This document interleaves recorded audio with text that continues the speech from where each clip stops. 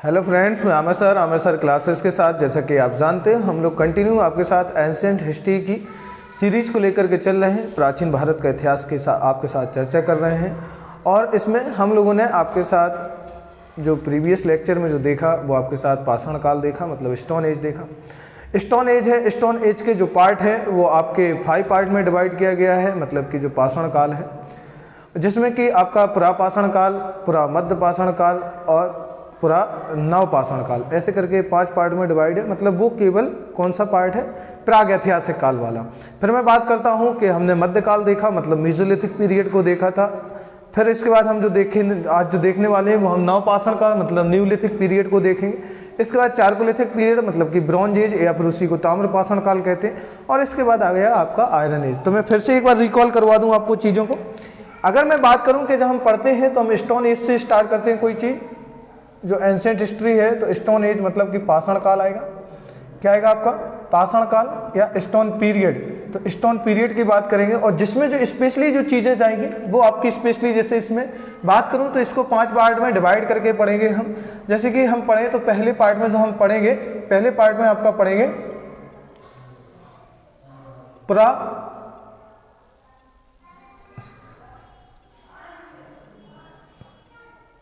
पहले जो पढ़ने वाले हैं तो प्राग ऐतिहासिक काल,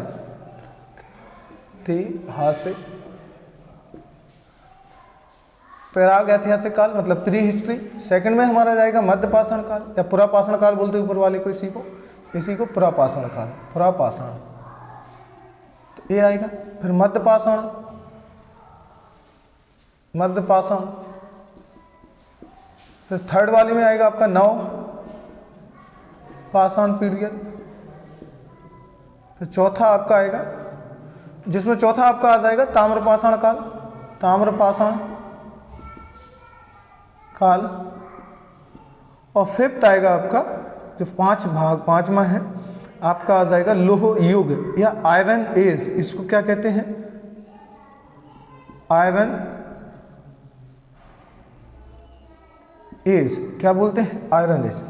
तो यहाँ ये देखिए चीज़ों को मैंने पहले भी आपको रिकॉल कराया है प्रीवियस ईयर लेक्चर में, तो यहाँ पे फिर से रिकॉल करा रहा हूँ कि स्टोन एज को 5 पार्ट में डिवाइड किया गया। क्वेश्चन ये भी बन सकता है कि पाषाण काल को कितने भाग में बांटा गया है, इनके भागों को बताइए, तो थोड़ा सा ये चीज़ याद रखें। प्रागैतिहासिक काल या पुरापाषाण काल, मध्य पाषाण काल, नवपाषाण काल, ये 3 पार्ट इसके बांटे गए हैं, जिसमें पूरा का पूरा हम जो पढ़ते हैं जो पत्थरों से संबंधित, इसमें जितनी भी ये चीज़ें पढ़ेंगे 1, 2, 3, इन तीनों में हम स्टोन पूरा पढ़ेंगे। स्टोन में जैसे आपका आएगा, स्टोन से जैसे बर्तन, औजार और जो उपयोगी जो भी वस्तु रही हो, इस समय ज़्यादातर हम इसमें जो पढ़ते हैं वो औजार वगैरह पढ़ते हैं, औजार के वगैरह पढ़ते हैं। बर्तन तो इसमें नहीं पढ़ेंगे, सॉरी, औजार हैं। हाँ, और आपके आ जाएंगे हथियार, मतलब वेपन्स। हाँ, वही हथियार है, औजार एक ही चीज़ है, तो एक चीज़ हो जाएगी। हाँ, और क्या पढ़ सकते हैं? आभूषण, मोस्ट इंपोर्टेंट है आभूषण, जो पत्थरों के आभूषण हैं, तो इसमें हम पढ़ेंगे ये चीज़। तो इसमें औजार या आभूषण की हम चर्चा करते हैं। बात करता हूँ मैं ताम्रपाषाण काल। तो ताम्रपाषाण काल में इस पीरियड में देखो सोना और चांदी तो मिलेगा, जो सोना और चांदी के आभूषण तो मिलेंगे, सोना चांदी के क्या मिलेंगे? आभूषण। तो इनकी तो हम बात करेंगे ही करेंगे, ठीक है। और इसमें एक चीज़ और जो इम्पोर्टेंट है वो मिलती है आपकी तांबा, जो धातु है, कॉपर। तो इसमें बात कर रहा हूँ मैं कॉपर की। तो इसमें कॉपर के बारे में, इसलिए इसको बोलते हैं इंग्लिश में, इसको कहते हैं ब्रॉन्ज एज। क्या बोलते हैं? Bronze age. तो इसको ब्रॉन्ज एज पीरियड कहते हैं। बात करता हूँ मैं लोहे की, आयरन एज। तो आयरन एज का जो कॉन्सेप्ट है यहाँ पे क्या हो गया था, मतलब कि आयरन की उत्पत्ति या आयरन की खोज, लोहा की खोज हो गई थी। क्या हो गया था? लोहा की खोज कर ली गई थी। तो इसके वजह से क्या होगा, इसमें कृषि में बढ़ोतरी होगी, कृषि में बढ़ोतरी हुई। क्या हो गई? कृषि में बढ़ोतरी हुई। और क्या होगा? कृषि का प्रोडक्शन बढ़ा। इसके साथ साथ युद्ध, आक्रमण, ये सारी चीज़ें देखने को ज़्यादा मिली, क्योंकि जब ज़्यादा लोहा मजबूत हाथ में चीज़ आ जाएगी कोई। इससे पहले जितने भी युद्ध होते थे तो वो पत्थरों को फेंक करके, लाठी या डंडों से इस प्रकार से किए जाते थे।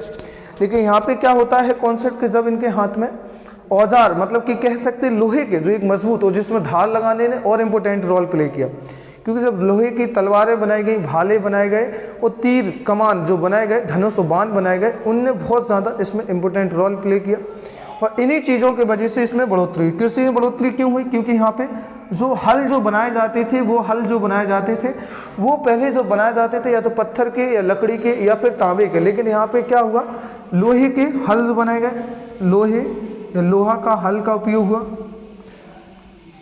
ठीक है, तो इन चीज़ों में इंपॉर्टेंट रोल प्ले किया।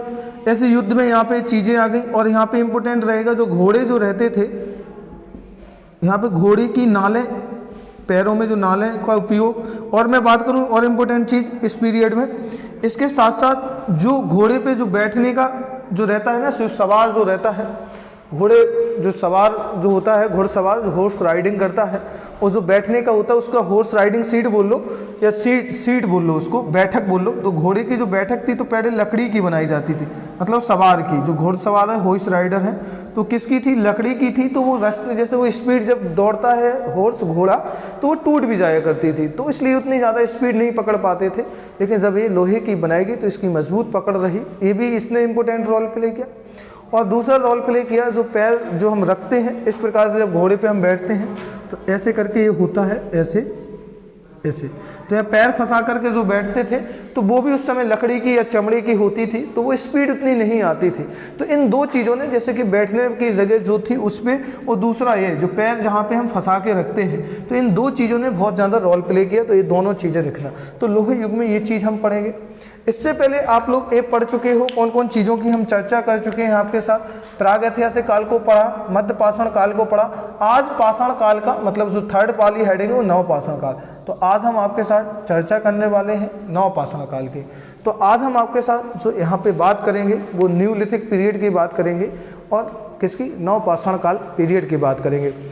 ये आपके जितने भी एग्ज़ाम्स हैं, चाहे यूपीएससी हो, पीएससी हो, जितने भी और स्टेट सिविल सर्विस, चाहे एमपीपीएससी, यूपीपीसीएस या सीजीपीएससी हो या जेपीएससी हो, जितने भी बीपीएससी वगैरह, ऑल इंडिया के जितने भी स्टेट सिविल सर्विस के एग्ज़ाम हैं और यूपीएससी के जितने भी एग्ज़ाम हैं और जितने भी वनडे एग्ज़ाम हैं, उन सारे एग्ज़ामों के लिए ये सीरीज़ बहुत ज़्यादा इम्पोर्टेंट रहेगी। लेकिन खास करके मैं बता दूं, इस सीरीज़ आपके लिए जो पीएससी है और यूपीएससी, उन एग्ज़ामों में बहुत ज़्यादा फ़ायदेमंद साबित होगी। बात मैं करता हूं आपकी, हम बात कर रहे हैं आपके साथ यहाँ पे न्यूलिथिक पीरियड की, नव पाषाण काल की। तो अब मैं सबसे पहले इसमें जो आपके साथ यहाँ पे जो चर्चा करने जा रहा हूँ, जिसकी बात करने जा रहा हूँ, तो सबसे पहले मैं हर बार बोला कि इस पीरियड को हम 4 पार्ट में पढ़ रहे थे। तो पहले पार्ट में हम इसका देखेंगे टाइम, समय की बात करूँगा, समय देखें, क्या देखेंगे? समय की बात करूँगा, समय देखूंगा। ये समय कहाँ से कब तक माना जाता है न्यूलिथिक पीरियड को, या न्यूलिथिक जो पीरियड है, नव पाषाण काल है, इस टाइम को कहाँ से कहाँ तक देखा जाता है। तो इसको देखिए आप थोड़ा सा, तो ये देखिए इम्पोर्टेंट है। 10,000 से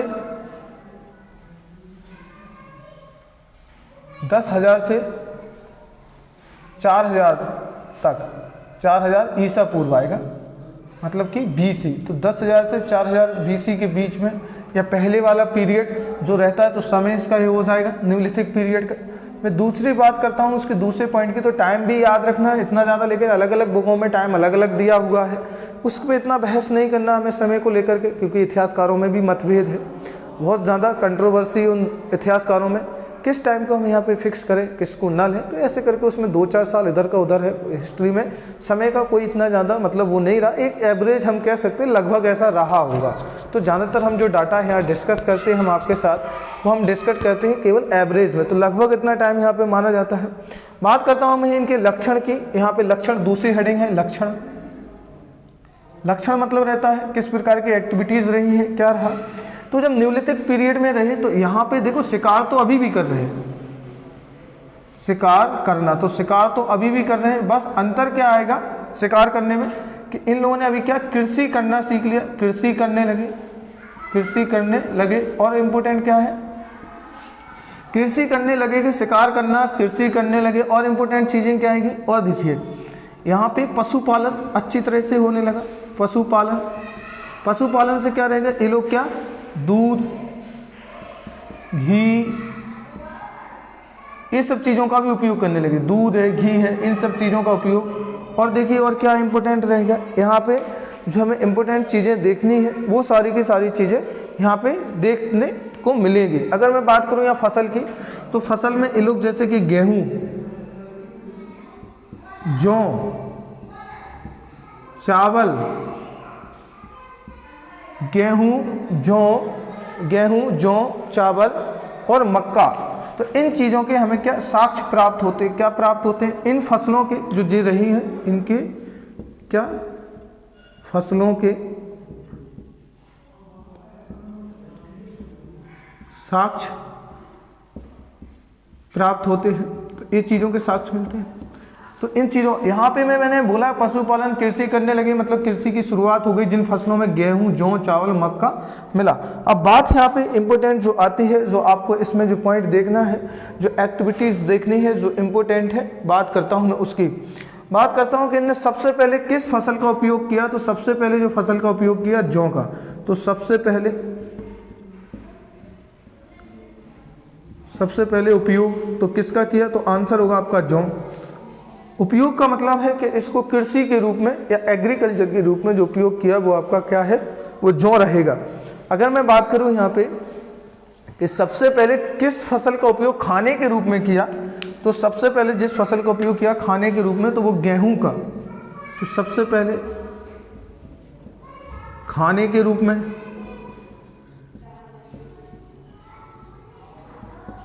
जो फसल का यूज किया वो आपका किसका किया, वो आपका गेहूं का किया। तो ये भी सारे के सारे पॉइंट याद रखना, ये भी इम्पोर्टेंट रहेंगे। बात मैं करता हूं यहाँ पे और इम्पोर्टेंट और अगले पॉइंट की बात करता हूं यहाँ पे।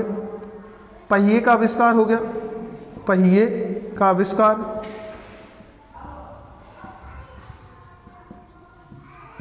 आग का उपयोग सीख गए।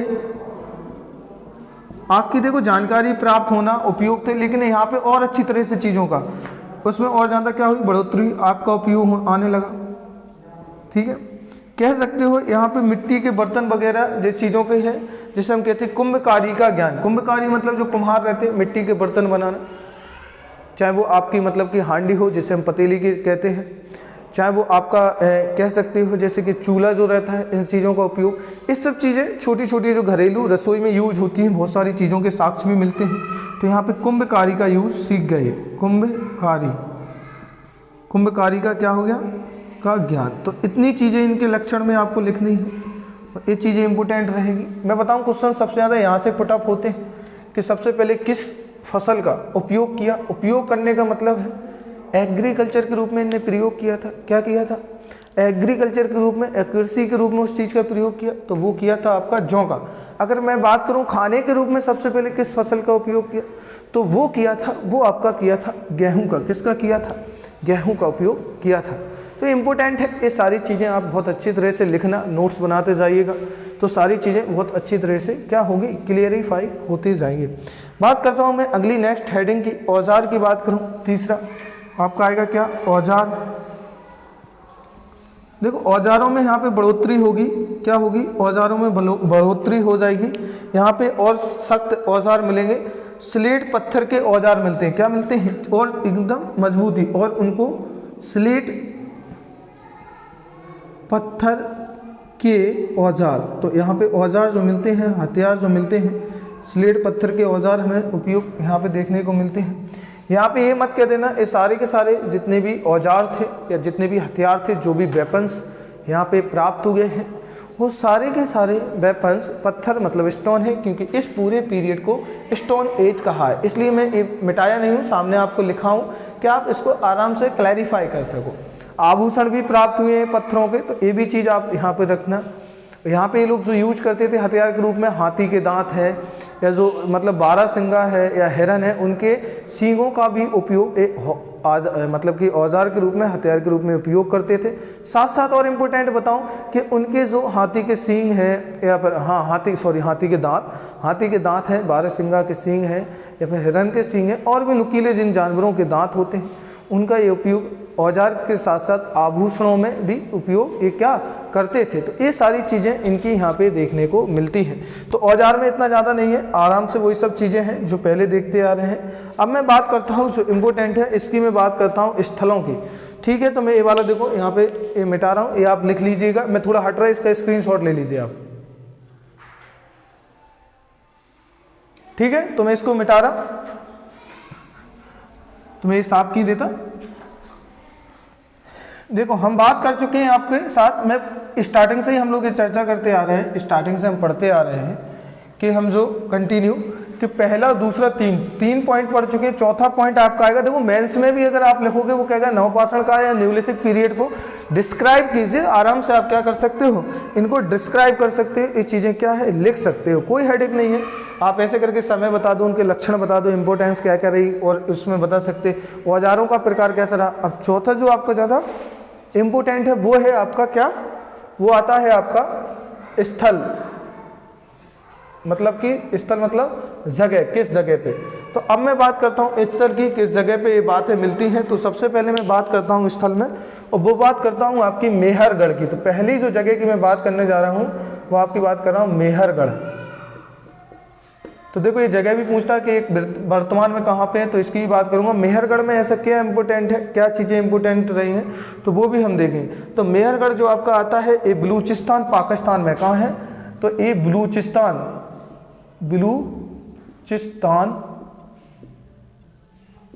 पाक, बलूचिस्तान, तो पाक का जो बलूचिस्तान है वहाँ पे मेहरगढ़ पड़ता है। बात करूँ मेहरगढ़ क्यों इंपॉर्टेंट है इस स्थलों के रूप में, मतलब नवपाषाण काल पीरियड के हिसाब से, तो मैं बता दूं यहाँ पे सबसे चीज़ें यहाँ पे जो मिलती हैं वो मिलती हैं यहाँ पे सबसे पहले कृषि के साक्ष्य मिलते हैं। क्या मिलते हैं, कृषि के साक्ष्य प्राप्त हुए हैं, कृषि के साक्ष्य प्राप्त हुए। तो कृषि के साक्ष्य प्राप्त हुए, जिन कृषि के साक्ष्यों में और जो इंपॉर्टेंट चीज़ें हैं कितनी के 7000 ईसा पूर्व, मतलब 7000 BC पुराने साक्ष्य हैं। कितने हैं, 7000 BC पुराने साक्ष्य, पुराने एविडेंस है। अब बात आती है इसमें सबसे पुराने जो साक्ष्यों में किस फसल के साक्ष्य सबसे पुराने हैं, मतलब बात आती है इस समय पे जो फसल थी, जो उत्पादन किया जाता था किस चीज़ का, ऐसा तो कृषि के साक्ष्य तो मिलते ही हैं यहाँ पे। और इम्पोर्टेंट यहाँ पे जो मिलता है सबसे पहले देखो यहाँ जो साक्ष्य मिलते हैं वो आपको मिलते हैं चावल के, किसके मिलते हैं, चावल के साक्ष्य। तो चावल के कृषि, ये चावल के साक्ष्य, तो चावल की कृषि के साक्ष्य सबसे पहले मिले हैं। बात करता हूँ यहाँ पे एक चीज़ के और साक्ष्य मिले, पालतू जानवर। तो यहाँ पे जो पालतू जो जानवर था जो यूज किया जाता था जिसका जानवर पालने में, तो भैंस, तो यहाँ पे भैंस का जो बफेलो है उसका यूज यहाँ मिला है, बफेलो भैंस। तो यहाँ पे मेहरगढ़ में इतनी बातें आपको याद रखनी है। सबसे पहले क्वेश्चन क्या कि मेहरगढ़ कहाँ, बलूचिस्तान पाकिस्तान में है। कृषि के साक्ष्य प्राप्त हुए, किस कृषि की किस चीज़ को लेकर के, ये 7000 वर्ष 7000 BC पुराने हैं। चावल के साक्ष्य मिले हैं, पालतू जानवर जो मिला है हमें यहाँ से क्या मिला है, वो हमें मिला है यहाँ से भैंस, तो भैंस के रूप में यहाँ मिल रहा है। मैं दूसरे पॉइंट की बात करता हूँ, पहला हो गया। सेकंड वाला देखिए लाहुरा देव, लाहुरा देव, लाहुरा देव आपका संत कबीर नगर, संत कबीर नगर, संत कबीर नगर जो है वो आपका यूपी उत्तर प्रदेश में है। कहाँ पे है, उत्तर प्रदेश यूपी में है। और ये आता है आपका गोरखपुर डिस्ट्रिक्ट में, किस में आता है, गोरखपुर डिस्ट्रिक्ट में। तो उत्तर प्रदेश के गोरखपुर डिस्ट्रिक्ट में संत कबीर नगर है जहाँ पे लाहुरा देव है। अब इसकी इंपोर्टेंस क्यों है, यहाँ पर भी मैं बात करूँ तो यहाँ पर भी कृषि एवं चावल के साक्ष्य मिलते हैं। तो यहाँ पर भी क्या है, कृषि एवं चावल के साक्ष्य, तो क्या मिले, चावल के साक्ष्य प्राप्त हुए हैं। अब बात आती है इनका, अगर मैं समय की बात करूं तो ये कितने, 8000 BC, तो 8000 वर्ष पुराने हैं। कितने हैं, 8000 वर्ष पुराना इनके साक्ष्य हैं। तो इनकी ये बात करूं तो ये इम्पोर्टेंट हो जाएगा। अब दिक्कत ये होती है कि अब सर आप ये पूछोगे कि सर ये बताइए अगर ऑप्शन में मेहरगढ़ भी आता है और ऑप्शन में लाहुरा देव भी आता है और दोनों ऑप्शन में आते हैं, तो सर हम टिक किसको करेंगे, मतलब कि अगर दोनों ऑप्शन में हैं तो दोनों में से हम मतलब कि जो टिक करने जाएंगे तो वो किसको करेंगे। तो यहाँ पे मैं आपको बता दूँ तो ये जो चीज़ है वो आपके लिए बहुत इंपॉर्टेंट है और जो आपको ध्यान से सुननी है। मेहरगढ़ है ये सबसे प्राचीनतम साक्ष्य, क्या है, जो मेहरगढ़ में जो साक्ष्य मिले हैं ये सबसे प्राचीनतम, मतलब सबसे प्राचीनतम, प्राचीनतम का मतलब है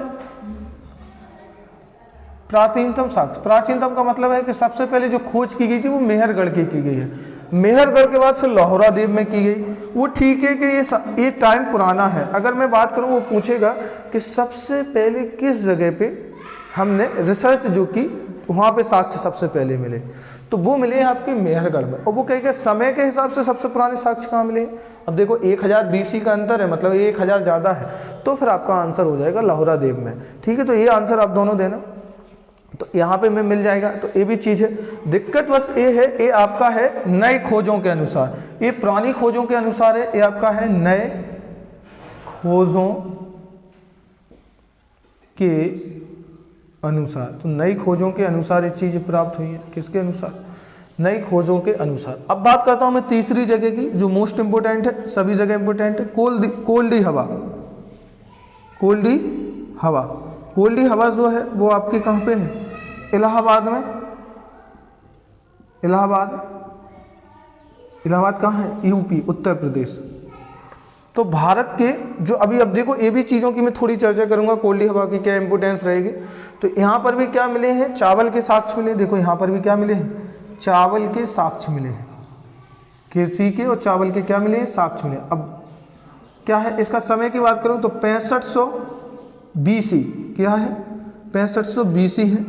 क्या है? 6500 BC। तो ये इंपॉर्टेंट है, आप थोड़ा सा यहाँ ध्यान दीजिएगा, मैं आपके लिए बता दूं यहाँ पे। अब आपके सर के अगर ऑप्शन में सब आ जाए तो ऑप्शन के हिसाब से हम क्या आंसर देंगे? ऑप्शन के हिसाब से हम क्या आंसर देंगे? कोयली हवा में भी चावल के साक्ष्य मिलते हैं, लाहौरा देव में भी चावल के साक्ष्य मिलते हैं, और चावल और कृषि के साक्ष्य आपके यहाँ पे मिलते हैं। अगर क्वेश्चन करता है कि भारत के बाहर, क्योंकि आप देखो पाकिस्तान में, भारत के बाहर न्यूलिथिक पीरियड में कहाँ पे सबसे पुराने चावल के कृषि के साक्ष्य मिलते हैं? उस समय भारत का ही हिस्सा आता था। जैसे आज 1947 के बाद ही बोलेंगे ना हम इसको, क्योंकि जो पाकिस्तान अलग हुआ 1947 में, तो इस घटना को आप बोलोगे कि भारत के बाहर जो कंडीशन है वो आपकी बलूचिस्तान, पाकिस्तान, मेहरगढ़ आंसर टिक करोगे।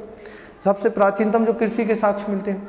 अब यहाँ पे जो दूसरी बात आपको बताना है, जो आपको दूसरा पॉइंट बोलना है, कि अगर मैं बात करूं कि नई खोजों के अनुसार कृषि के साक्ष्य कहाँ पे मिले, तो आपका आंसर हो जाएगा लाहौरा देव। अगर मैं बात बोलूं कि कोल्डी हवा चीज करे तो कोल्डी हवा में भी चावल के साक्ष्य मिले हैं, तो फिर आपका आंसर कोल्डी हवा होगा। अब लेकिन अब आप कंफ्यूज हो, मैं थोड़ा सा क्वेश्चन एक आपको प्रैक्टिस में दे दूं। अगर वो बोले, जैसे मैं बता दूं कि यहाँ पे उसने ऑप्शन में दिया, क्वेश्चन आपको उसने दे दिया, मैं बता यहाँ पे कि क्रम से लगाइए, मेहरगढ़, कोल्डी हवा और आपका लाहौरा देव, तो वो कहेगा इनको क्रम से लगाइए। क्रम से किस प्रकार लगाओगे कि सबसे पहले कौन, सबसे पहले कौन, फिर सबसे पहले कौन। तो देखिए यहाँ पे, तो मेहरगढ़ आपका फर्स्ट पे आएगा, कोल्डी हवा सेकंड पे आएगा और लाहौरा देव थर्ड पे आएगा। अब क्या होगा सर, कौन सा ऐसा? अब वो कहे सबसे प्राचीनतम साक्ष्य कौन से हैं, तो आपका आंसर होगा मेहरगढ़, सबसे प्राचीनतम, मतलब सबसे पहले खोज मेहरगढ़ की गई। अगर मैं बात करूं, ये तो हो गई आपकी पाकिस्तान में, पाक में है, ये कहाँ पे? पाक में है। अगर मैं बात करूं इंडिया की, तो इंडिया में जो सबसे पहले जो चावल के साक्ष्य मिलते हैं वो कोल्डी हवा, कहाँ पे? इलाहाबाद में। तो कोल्डी हवा, इलाहाबाद के कोल्डी हवा में चावल के सबसे पहले साक्ष्य मिलते हैं। ठीक है, अब खोज सबसे पहले हुई। अब बात कहूँ कि अभी जस्ट जो खोज हुई ये लेटेस्ट है, लाहौरा देव क्या है? ये लेटेस्ट है, ये लेटेस्ट है। तो ये लेटेस्ट है मतलब नई खोजों के अनुसार, नए खोजों के अनुसार, खोजों के अनुसार, तो नए खोजों के अनुसार, तो नई खोजों के अनुसार यहाँ पे जो चीज़ें देखी जाएंगी, तो नई खोजों के अनुसार लाहौरा देव में ही ये चीज़ों के साक्ष्य प्राप्त हुए हैं। क्लियर है? आपको क्लियर हो गया होगा, मैं ऐसी आशा करता हूँ, क्योंकि आपको जो डाउट है, स्टूडेंट को सबसे ज़्यादा डाउट यही होता है। पीएससी जैसे एग्जाम्स और यूपी जैसे एग्जाम्स आपको यही मात दे देंगे कि सबसे प्राचीनतम, सबसे नया या फिर उससे पहले। तो सबसे पहले जो खोज हुई तो वो हुई थी आपकी कहाँ पे? पाकिस्तान, मतलब मेहरगढ़ में। फिर बात करूँ कि फिर खोज किसकी हुई थी, तो चावल के साक्ष्य फिर खोज हुई थी आपकी कोल्डी हवा, इलाहाबाद में। तो जो अभी जस्ट अभी जो मिला है, ये तो अभी 8000 BC, क्योंकि अब हमें पता चला कि ये तो और उससे पुराने भी साक्ष्य है। ठीक है, इन दोनों से भी पुराना है, लेकिन दिक्कत यह है कि इनकी खोज अभी लास्ट में की गई है, तो इसलिए इसको इस प्रकार से डिवाइड किया गया है। ठीक है, अब मैं बात करता हूँ, तो 1 2 3 देख लिया, चौथा की बात करता हूँ मैं। चिराद एक जगह है, चिराद क्या है जगह? चिराद, चिराद। तो जो चिराद जो जगह है ये आपका कहाँ है? बिहार में है, सारण बिहार। कहाँ पे है? तो सारण जो जगह है, सारण बिहार में आती है। तो देखो सारण बिहार में ये जगह, अब बात ये इम्पोर्टेंट क्यों है? सारण बिहार में इसमें है यहाँ पे हड्डियों के उपकरण मिले हैं। क्या मिले हैं? हड्डियों के उपकरण। उपकरण मतलब औजार। हड्डियों के उपकरण मिले हैं। हड्डियों के क्या मिले हैं? औजार मिले हैं। हड्डियों के उपकरण, तो हड्डियों के उपकरण मिले हैं मतलब कि क्या मिले हैं? औजार मिले हैं हड्डियों के। हड्डियों के औजार, तो हड्डियों के औजार मिले हुए हैं, तो उपकरण मिले हुए हैं, तो ये इम्पोर्टेंट हो जाएगा आपके लिए। क्या हो जाएगा? तो ये चीज़ आपके लिए बहुत ज़्यादा इम्पोर्टेंट हो जाएगी। तो ये सारी चीज़ें आप क्लैरिफाई करके देखना। क्लियर है? ये चीज़ें हमने देख ली और ये मैं जानता हूँ आप उनसे सेटिस्फाई भी हो गए। अब मैं आगे बढ़ता हूँ, ये आप लिख लेना, मैं इसके लिए आगे बढ़ता हूँ। ठीक है, अब देखिए, अब हमने आपके साथ यहाँ बात कर ली है, जो इम्पोर्टेंट चीज़ें थी, उनकी हम आपके साथ क्या चर्चा कर चुके हैं। ठीक है, इनकी हम आपके साथ क्या कर चुके हैं? बात कर चुके हैं। और यहाँ पे आपका क्या डाउट जो है वो आपका क्लियर भी हुआ होगा। क्या होगा? कि जो डाउट है वो आपका क्लियर भी हुआ होगा। अब मैं बात करता हूँ आगे। तो यहाँ आपने समय देखा, लक्षण देखे, औजार का टाइप देखा और आपने क्या स्थल देखा। इसमें कुछ और स्थल है जो इम्पोर्टेंट है, जो आपको ध्यान से देखने हैं। अभी बात स्थल की ही चल रही है, बात करता हूँ मैं कश्मीर की। किसकी बात मैं करता हूँ? कश्मीर की। और कश्मीर में दो जगह है जो आपको बहुत ध्यान से देखनी है। एक है आपकी बुर्ज़होम। क्या है? बुर्ज़होम। और दूसरी है आपकी गुफा कराल। गुफा कराल। देखो, तो बुर्ज़होम और गुफा कराल में कश्मीर है, जो कश्मीर में ये दो जगह है। क्वेश्चन सीधा यही आ जाता है कि बुर्ज़होम कहाँ पे है। जैसे पूछ लेगा चिराग कहाँ पे, या कोल्डी हवा कहाँ पे, लाहौरा देव कहाँ पे, तो ऐसे करके क्वेश्चन आपको पुटअप कर देगा। एक तरफ दे देगा आपको डिस्ट्रिक्ट मतलब कि जगह के नाम पूछ लेगा, और एक तरफ उसके मतलब पूछ लेगा ये जगह कहाँ पर है। तो ये जगह भी आपसे आराम से पूछ लिया जाता है एग्जाम में। अब मैं बात करता हूँ इन दोनों की। वो पूछ लेगा कि बुर्ज़होम कहाँ पे है या गुफा कराल, क्वेश्चन पुटअप होना यहीं से हो जाते हैं। अब मैं बात करता हूँ आपके साथ बुर्ज़होम की। बुर्ज़होम का मतलब है, यहाँ पे सीधा मतलब है, बुर्ज़होम का पहले मतलब बता दूं, मीन्स क्या है? जन्म स्थान। बुर्ज़होम का मतलब क्या है? जन्म स्थान। मतलब यहाँ पे क्या है कि जो संस्कृति है यहाँ पे देखने को मिलती है, इस संस्कृति का, इस चीज़ का यहाँ पे हमें क्या मिलता है? तो जन्म स्थान देखने को मिलता है। यहाँ पे क्या क्या एविडेंस मिली, तो एविडेंस देखो क्या है। ठीक है, यहाँ पे जो लोग थे, लोग गड्ढों में रहा करते थे। लोग गड्ढों में रहा करते थे, तो ये आप कह सकते हो। तो यहाँ के लोग जो थे ज़मीन में एक गड्ढा बना करके अपना निवास स्थान बनाए थे। तो लोग यहाँ के गड्ढों में रहा करते थे। यहाँ पे अगर मैं बात करूँ तो शिकार में, ये शिकारी तो थे, ये चीज़ इम्पोर्टेंट है। शिकारी थे, और शिकार में क्या करते थे? मछली और प्लस चावल का उपयोग। तो खाने के रूप में अगर मैं बात करूँ तो शिकारी लोग थे यहाँ के, और ये लोग मछली और चावल के ज़्यादातर उपयोग करते थे। तो ज़्यादातर इनका खान पान जो था मछली और चावल का था। अगर मैं बात करता हूँ अगले पॉइंट की, ये कब्र मिली, यहाँ पे क्या मिली? ये कब्र। और कब्र में क्या मिलता है? कब्र में मालिक प्लस कुत्ता। मालिक और कुत्ता दोनों का मतलब, मालिक एक मतलब ओनर होगा और उसका एक कुत्ता होगा, पालतू जानवर होगा कुत्ता, जो उसको मतलब काफ़ी प्रिय होगा। तो इन दोनों के साक्ष्य मतलब इन दोनों के जो शव हैं, शव मतलब जो डेड बॉडी जो मिली, उनका जो कंकाल मिला है वो एक ही कब्र में मिला है। क्या मिला है? एक ही कब्र में मिला। ये क्वेश्चन सबसे ज़्यादा एग्जामों में पूछा गया है आपका, कि किस जगह पर मालिक और कुत्ता एक ही कब्र में जानवर और मानव के, इंसान के साक्ष्य मिले हैं। तो वो आपके बुर्ज़होम में मिली है। जो कब्र है, मालिक और कुत्ता एक ही सब है, एक ही कब्र में एक प्राप्त हुआ है। तो ये सारे पॉइंट बहुत इंपॉर्टेंट है, एग्जाम पॉइंट ऑफ व्यू से सारे के सारे इंपॉर्टेंट है, और ये सारी चीज़ें आपको बहुत अच्छी तरह से याद भी करनी है और देखना भी है। अब मैं बात करता हूँ गुफा कराल की। गुफा कराल का मतलब है कुम्हार का चाक या कुम्हार। गुफा कराल का मतलब क्या है? कुम्हार का चाक या कुम्हार की गुफा, ऐसा कहा जाता है। क्या कहा जाता है? कुम्हार की गुफा। ये मीन्स है इसका, कभी कभी एग्जामों में मीन्स भी पूछ देता है, क्या मतलब है इनका? तो कुम्हार की गुफा। तो गुफा कराल में कुम्हार की गुफा या कुम्हार का चाक ऐसा बोला जाता है। और इसमें स्पेशली दो चीज़ें मिलती हैं, जिसमें कृषि के साक्ष्य मिलते हैं। और पशुपालन मिलता है। क्या मिलता है? कृषि के साक्ष्य मिलते हैं, पशुपालन मिलता है। तो आपने ये देखा, जैसे ये 4 जगह देखी, 5th नंबर की आपने देखी कश्मीर, तो ये 5 जगहों से इनके साक्ष्य प्राप्त होते हैं, किसके?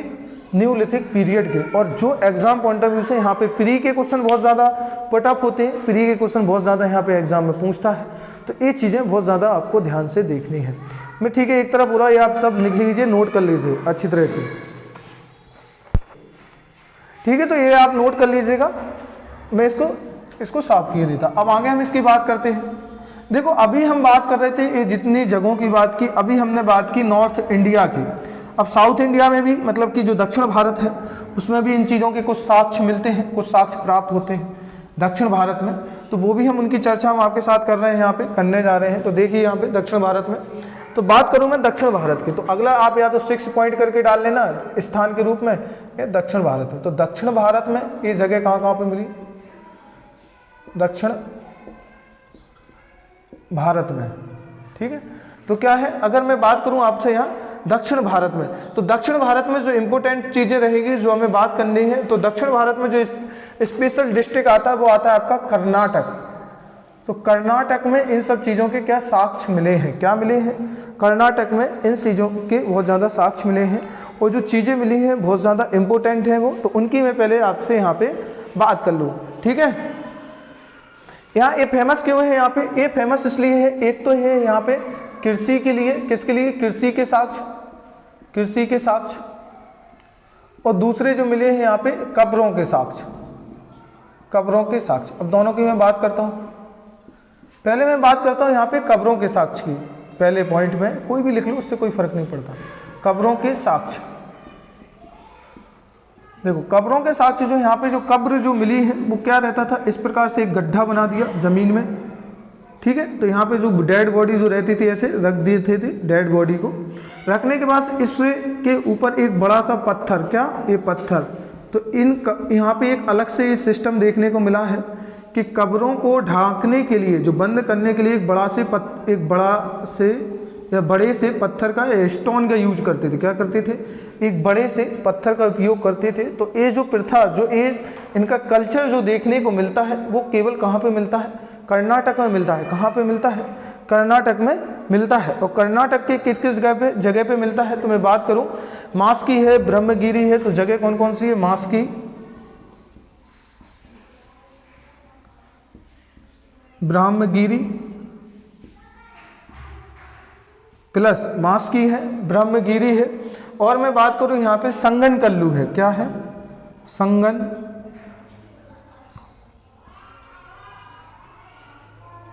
कल्लू। तो इतनी जगहों पे ये चीज मिली। अब मैं बात करता हूँ कृषि के साक्ष्य की। हाँ, और यहाँ पे एक और कह सकते कुछ चीजें और मिली हैं, जैसे इंपोर्टेंट क्या रहेगा यहाँ पे जो चीजें मिली हैं। बात में करूँ स्पेशल संगन कल्लू की, जो संगन कल्लू है इसकी मैं स्पेशली बात करूँ। संगन कल्लू, तो संगन कल्लू में 2 चीज़ें मिलती हैं जो स्पेशली क्वेश्चन पूछा जाता है। पहला तो क्वेश्चन है कि संगन कल्लू कहाँ पे आता है, तो संगन कल्लू दक्षिण भारत का हिस्सा है। फिर क्वेश्चन ये कि संगन कल्लू किस स्टेट का पार्ट है, तो वो आपका संगन कल्लू कर्नाटक, जो दक्षिण भारत का एक राज्य है, कर्नाटक का पार्ट है। वही कर्नाटक है जहाँ पे शेरे टीपू सुल्तान और शेरे हैदर अली, मतलब हैदर अली और टीपू सुल्तान का शासन था, ये वही कर्नाटक है, उसी वहीं पे ये संगन कल्लू है। बात करूँ यहाँ पे क्या मिले हैं, तो यहाँ पे जो मिलते हैं देखो, पशुपालन के साक्ष्य मिलते हैं। संगन कल्लू क्या मिलता है? कब्रों के साक्षात, कब्रों के साक्ष्य तो मिले हैं, जो पत्थर से कब्र होती थी, ये कब्र है, बड़े पत्थर से ढक दिया जाता था, बड़े पत्थर से, ठीक है। तो ये चीज़ याद रखना कि पत्थर से ढकने का काम कहाँ की कब्रों में किया जाता था, तो वो कब्र संगन कल्लू या मास्की ब्रह्मगिरी में किए। तो पशुपालन के साक्ष्य मिलते हैं, ये हो जाएगा आपका। बात करूं मैं अगर यहाँ पे, तो यहाँ पे एक और राख के ढेर मिले हुए। क्या मिले हैं? राख के ढेर। तो ये पहली जगह जहाँ पे राख के ढेर का साक्ष्य मिलता है तो वो संगन कल्लू से मिलता है। बात करता हूँ मैं दूसरे पॉइंट कृषि के साक्ष्य की। कृषि की, कृषि में क्या क्या मिला है, इंपोर्टेंट है। बात मैं करूँ कि अगर कृषि की, तो कृषि में किस किस चीज़ के साक्ष्य मिलते हैं, तो यहाँ पे रागी और धान के साक्ष्य मिलते हैं। किसके? रागी और धान। तो रागी और धान के साक्ष्य यहाँ से प्राप्त हुए हैं। तो रागी और धान, तो धान के साक्ष्य मिले हैं और रागी के साक्ष्य मिले। तो ये चीज़ें यहाँ पे तथा बहुत ज़्यादा इम्पोर्टेंट रही है, ठीक है। अब मैं थोड़ी और बात करूँ, यहाँ पे जो चीज़ें थी, ये देखो कर्नाटक देख लीजिए, कुछ राज्य और भी हैं, जैसे कि आंध्र प्रदेश भी है, तमिलनाडु है, यहाँ पर भी साक्ष्य प्राप्त हुए हैं। तो उतना ज़्यादा इंपॉर्टेंट नहीं है एग्जाम पॉइंट ऑफ व्यू से, वो तो कहीं ना कहीं साक्ष्य तो मिलेंगे एक ही टाइम के। लेकिन यहाँ पे जो मुझे आपको चीज़ें बतानी थी, जो आपको दिखाना था एक नज़रिया, कि पहले हम स्थलों की बात कर रहे हैं और सबसे ज़्यादा क्वेश्चन यहीं से पुटअप होते हैं कि गुफा कराल क्या मिला है, गुफा कराल का मीन्स क्या है, बुरझोम में क्या क्या है, क्या क्या चीज़ मिली है, लोग गड्ढों में रहा करते थे, पत्थर की कब्रें कहाँ पे मिली हैं, कि बड़ी सी कब्र मतलब कब्र बना दी गई और उसे पत्थर से ढक दिया जाता था। तो इन सारी चीज़ों के जो साक्ष्य प्राप्त हुए हैं तो वो आपके संगनकल्लू से प्राप्त हुए हैं। अगर कृषि की बात करूं तो जिसमें कृषि में आपका रागी और धान की खेती की जाती थी, तो ये भी आपका इम्पोर्टेंट रहेगा, तो ये भी चीज़ है। बात करूं यहाँ पे हल्का सा अगर आप लिखना चाहो तो अगले पॉइंट में लिखना कि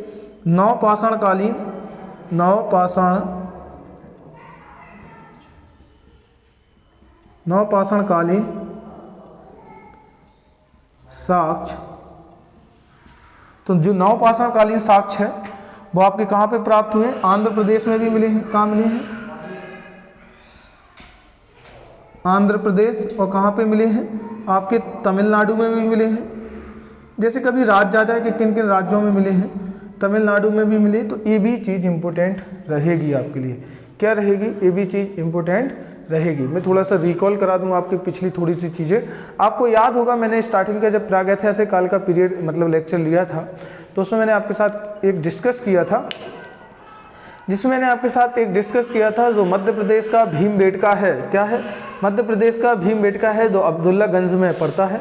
भीमबेटका की जो गुफाएं हैं, यहाँ पे तीनों समय के चित्रकारी मिलती है। क्या मिलती है? जो वॉल पेंटिंग है या भित्ति चित्र है वो तीनों समय के मिलते हैं, जिसमें कि आपके आ जाएंगे पुरापाषाण काल, मध्यपाषाण काल, पुरापाषाण काल, मध्यपाषाण काल और आपका नवपाषाण काल। तो ये भी आपका हो जाएगा कि मध्य प्रदेश में इसमें इंक्लूड है, तो मध्य प्रदेश में भी आ जाएगा।